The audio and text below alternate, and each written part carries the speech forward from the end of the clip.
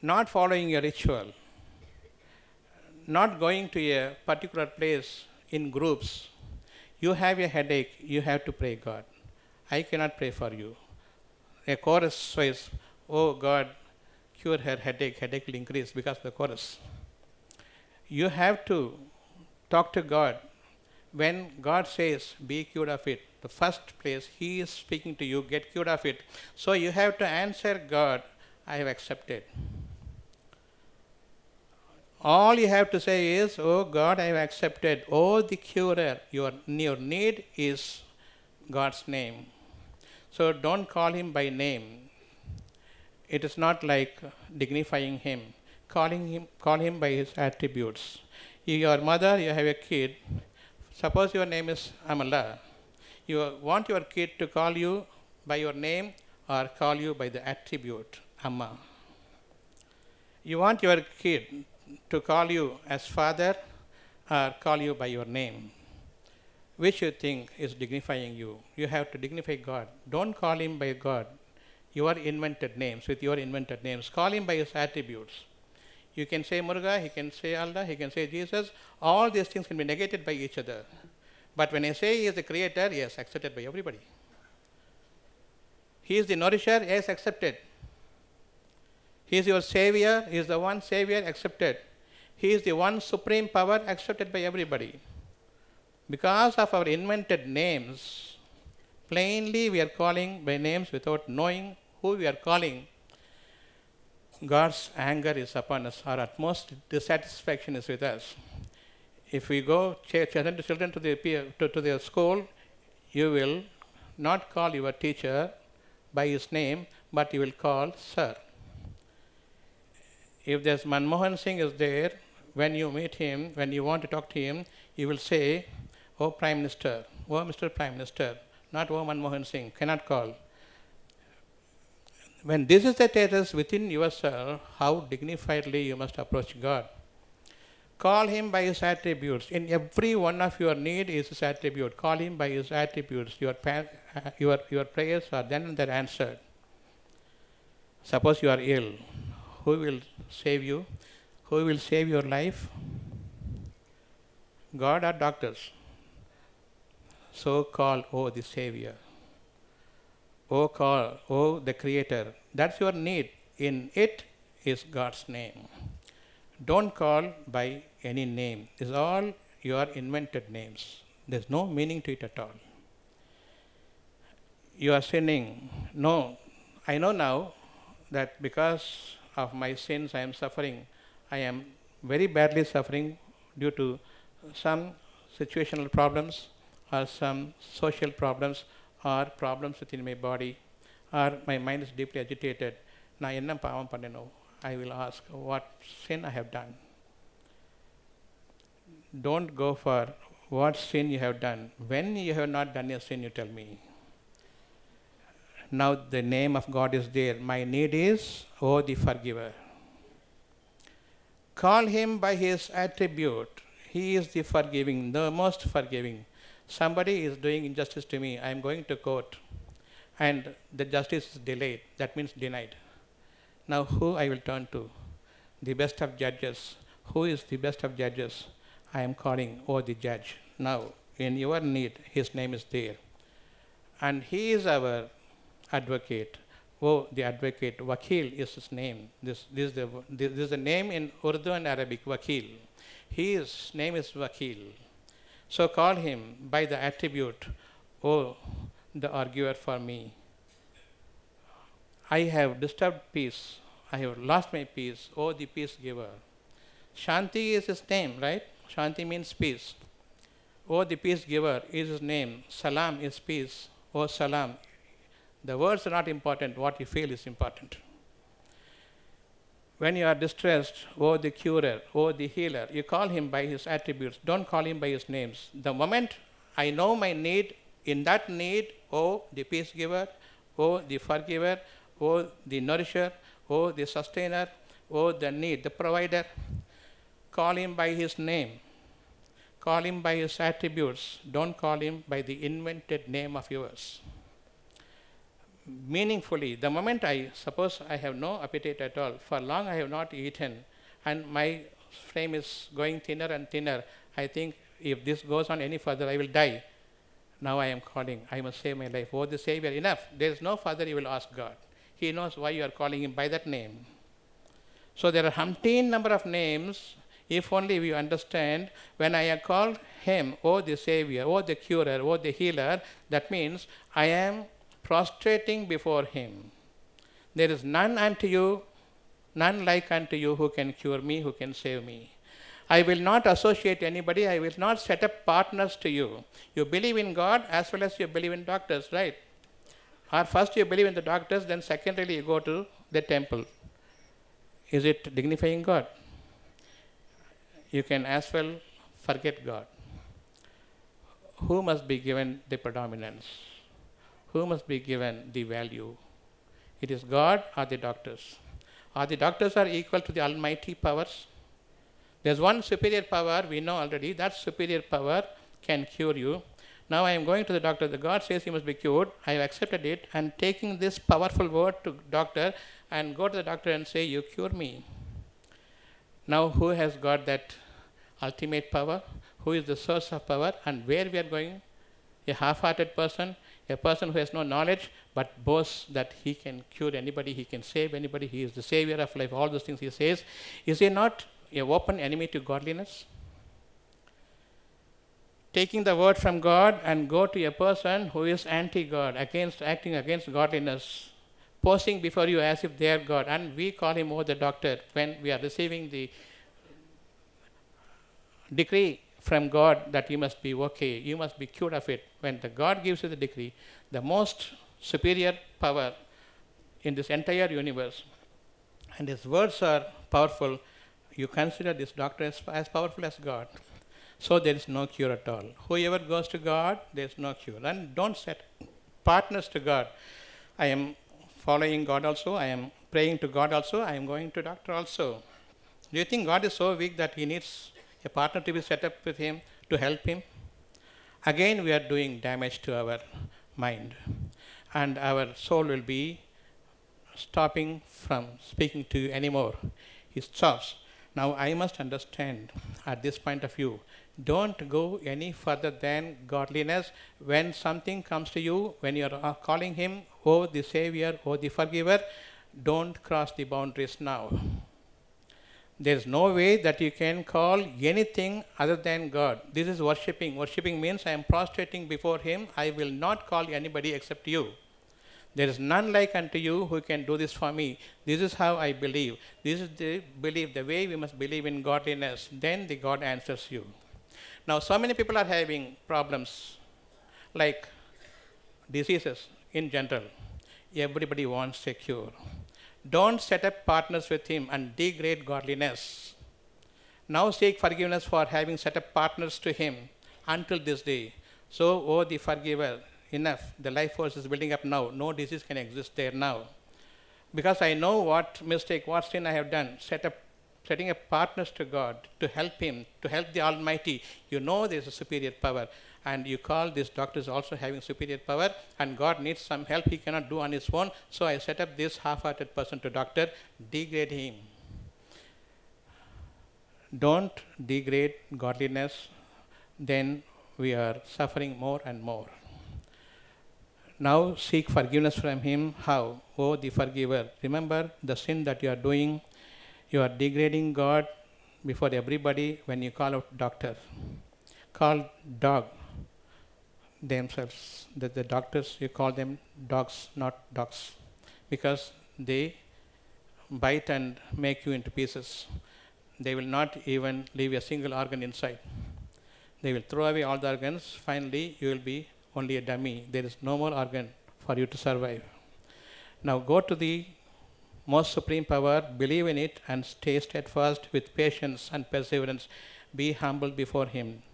Don't overtake him in your hastiness. If you are hasty, you are overtaking God. What else I can do? Be patient. Everything is going on very fine. So be a refined person, and the more and more God feels fine with you, we are refined. And in this refinement, there is increasing power in your heart, the liveliness, the life force. The life force is constructive force, the life-giving force. When this life force is building up in your body, there is no way any disease can exist there. Don't follow the people when they ask you to do exercise.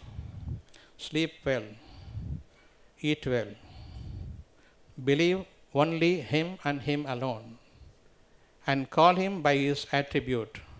Don't call Him by His name.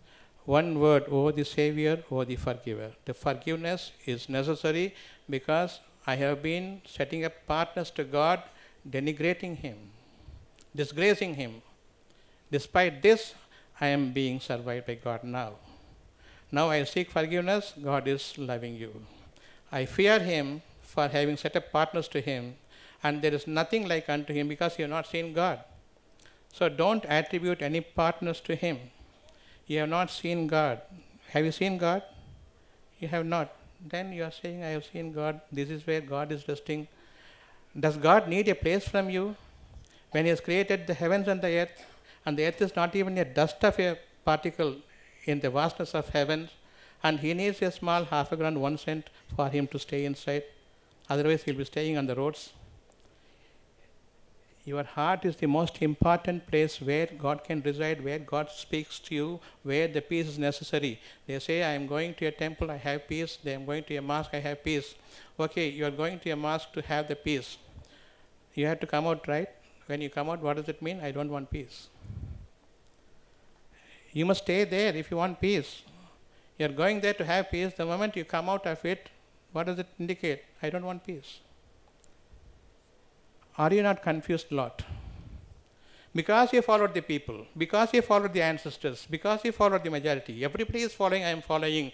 Stay an individual. If you have a headache, you have to suffer. Not the whole crowd is suffering.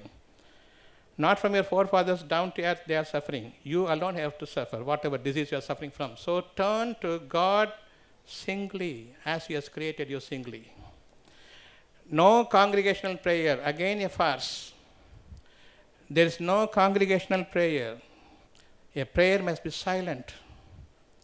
Even the drop of a pin must be heard. Such is the silent prayer in fear for Him. The fear for Him cures you of the disease and makes you live longer. He is much satisfied with you, and the peace is brought together. God alone can bring together, gather together all the emotions and rule over it by your mastering over it. That is the peaceful mind. Mind is the one thing that houses peace. The moment mind is shattered, emotions are there. Any emotion you have, the disease will increase. So maintain your peace. Suppose you have so many problems, all those problems have been settled. Will you be peaceful? Suppose every problem of you is settled. Will you be peaceful now? Yes. But the peace is given to you now. Don't shatter it. Everything will follow order. Whether given in the last moment or given much prior to that, which one you will want now? You want peace, or only if every problem is settled, I will have peace? Which one you want? Finally, you will return to peace. You will love peace. You will be wanting peace. You want peace now, or you want peace later? First, all my problems settle down, then I will receive peace, or you want peace now, while all the problems are still remaining? You want peace, or you want the problems to settle down first, then you will accept peace? Which one you want? Peace first. So when there is peace, don't imagine about so many things tomorrow. This will happen like that, that will happen like this, what will happen to me? Tomorrow is not in your hands. God has given you the peace. None but God can give you the peace. Shanti can be given only by the person who possesses it, not by the people. The people shattered your Shanti. So when the Shanti is given, value it, protect it. Don't allow it to be dismantled by your meager knowledge, thinking about tomorrow. Don't think about tomorrow. Think only goodness about tomorrow. Whatever God has given to you as godly, you believe in it. Now you are worshipping godliness. Now you are worshipping God. You are not going to see God. You can feel God. As your mind is there only to be feeling the good things. Only to feel the good things, because you cannot see. As long as the feeling is there, you will be conducted in straight path. As long you leave this godly feeling, then you are in terrible states. Never follow the people. The people are our enemies. God is our only friend. Oh, the friend, you call him. Don't forget about your enemies in this world. Oh, the friend, his name is there. Every need of yours, there in his names. Don't write down all the names and start memorizing and then start the bhajan. No. Feel and specifically call him for what you need as God has given to you. So today, your prayer is, oh God, teach me who you are. Oh God, let me not follow the people. Oh God, you are the peace giver. Let me not seek peace with the people. You are the forgiver, so let me not think that I will not be forgiven. What wrong I had committed, what sin I had committed, there is no way that I can be pardoned at all. So I will suffer like this. Don't speak those words, because you are calling him by his attribute, oh, the forgiver. Oh, the healer. Until this, I had gone to the doctors and so many people, not knowing what I was doing. Now I know that you are the healer. And when I say worshipping, I am prostrating before you. There is no way other than that, unless I prostrate before, other than prostrating before you. So I prostrate. The moment you call him by the name, there is no associations to him. There is no another helper you will seek, and you will not set up partners to the calling. The calling, there is no partners, there is no equivalent to that in power and in what it can give you as blessings. Every blessing is there now in the heart. Follow the blessings. That is following, that is worshipping. Not going to mosque, not going to churches, not going to temples. This is no prayer at all. Follow your mind. Their soul speaking to you. God speaks to you in your mind. You want to keep your God here or there, which is protective over you, which is most lively for you.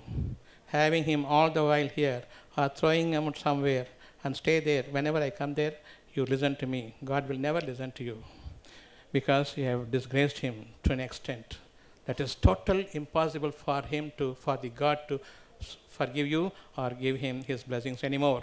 So the moment I don't believe in my future anymore, God has stopped talking to you. The soul has been closed. The mind is now receiving everything that is spoken from outside. Now I am in deep trouble. I want to die before my time comes. This is how a suicide attempt is being taken.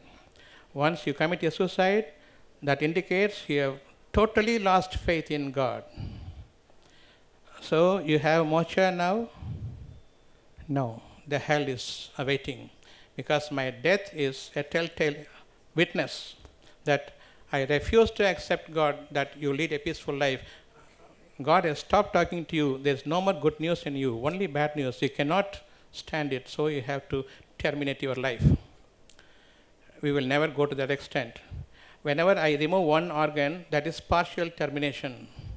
There is no way other than removing my kidney. There is no way other than removing my liver. If you are going by that way, partially, God has stopped talking to you. There's many more organs. At least believe now. Believe now. Only God can cure you. God can protect you. God can save you both in this world and the world hereafter. Never follow the people. Follow only your mind. That mental clarity must be there now. Call God by his name. Keep calling him. This is keep on remembering him. This is keeping on in his remembrance. All the time I need. Accepted. Accepted means amen. I have accepted with faith. Oh God, improve my faith. Strengthen my faith. This is what you will be asking for God. Don't ask him that cure of this ailment, cure of that disease. It is in the first place he told you that you must be cured of such and such diseases. So follow him now. Follow your mind. When soul speaks to your mind, all goodly things, the godly things, soul speaks to your mind. So soul is godly. That is the sanctum sanctorum. That is the precincts of God. That is your temple. That's where the God's message comes to you as blessings. Don't seek blessings from the people. Never seek blessing from the people. Only God can give you the blessings from the soul. The soul, according to the command of God, speaks His words to your mind. Be mindful and soulfully to God and God alone. There, your life is settled on for good. Not only your life, your descendants, your offsprings, and all those people who are near and dear to you. This single prayer, the worshipping method, there's none like unto God who I will turn to for any of my need. That's full of wisdom, wishful wisdom. It is not yet been transformed into knowledge. Don't believe the knowledge. Knowledge, everything is what is formed into shape and sizes. So that tactile, by my sight and by my touch and by my hearing, so many 5 special senses, I can feel there's some object. God is not something like fixing up as an object. I have my mind, I know I have my mind, but I have not seen the mind. Yet you have to believe it. I have a life force, but I not see the life force. Only I can see the effects of the life force. So when the life force I don't see, I want life or not. Yes, I want life. That's how you believe the unseen force. Now you believe in the life force that you don't see, yet you have to believe. You believe in your mind, you cannot see, yet you have to believe. Likewise, you believe in there's a God, the superior power. It is taught to you by God Himself who created you. So I believe in the superior force. Now I have to believe. Have you seen the belief? You have not seen the belief, but there is, the belief is there. That's very much essential, I believe. So all these 4 categories, like a mind, a soul, and soul is godly, mind is what I have in my mind, where all my needs and dislikes and likes and peace, everything is settled down. So I know there is mind. I know there is belief. I know there is life force. All these 4 hidden things make your life tick. If you start believing in the forms and shapes like my hand, liver, kidney, lungs, and this, I can manage using my knowledge, then you are doomed forever. The gloom is hovering above us. Now we must be careful in not following the people, in not following the knowledge of the people till eternity. It is put down under my feet. I boot it out. The whole knowledge of the entire world and the world to come, I boot it out. So you do that. The most knowledgeable is God alone. The most powerful is God, not God alone. The knowledge is power. Who is most powerful? The superior power is there above you. So you believe in the superior power. So the knowledge, He only possesses wisdom. He has not yet revealed to you, but He carries out His job. And now, if at all you have some peace, it is because of the God's benevolence upon you. It is not that you have earned a peace for you. All the shattered heart are now gathered together. Call Him by His attributes. O the Creator, O the Life Giver, O the Peace Giver, O the Forgiver, O the most knowledgeable, the most wise, O the most high. You call Him by it, your standards will reach to the heights, and you can never understand. So with this we will conclude. Thank you very much.